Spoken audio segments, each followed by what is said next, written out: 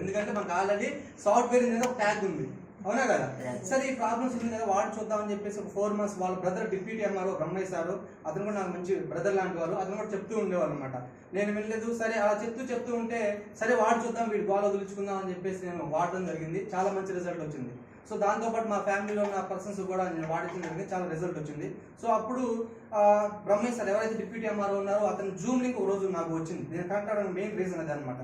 ఒక రోజు ఆఫీస్ వచ్చి టీవీ చూస్తూ ఉంటే జూమ్ లింక్ వచ్చింది. మరి బాబు ఇటు చంపేస్తున్నాడు రోజు నన్ను, వాడి వాట్సాప్ మెసేజ్ చూసాను, హాయ్ రత్న అని పెట్టేవాడు.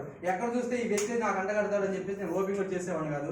ఒకరోజు జూమ్ మీటింగ్ వచ్చింది, సరే చూద్దాము వినేసేసి నా వల్ల కాదు అని చెప్పేద్దాం అనుకుని వింటే ఆ మీటింగ్ మొత్తం వింటూ ఉంటే టీవీ చూస్తుంటే ఎక్కడో నాకు ఒకటి స్ట్రక్ అయింది. 3 generation ఇన్కమ్ ప్లాన్ అనేది ఒకటి కనెక్ట్ అయింది. ఏంటది?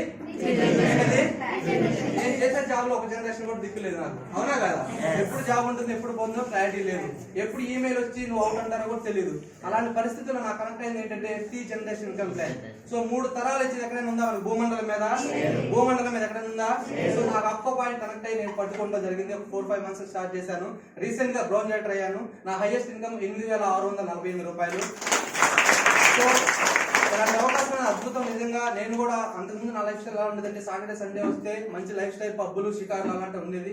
బట్ ఈ రోజు సాటర్డే సండే వస్తే ఎప్పుడెప్పుడు హోమ్ మీటింగ్ చేసుకుందాం అనే కాన్సెప్ట్ ఉన్నాను. ఇలాంటి గ్రేట్ ఆపర్చునిటీస్ వెస్టేజ్ కి అలాగే ఎంఎస్ఆర్ అసోసియేషన్ కి thank you so much. Thank you.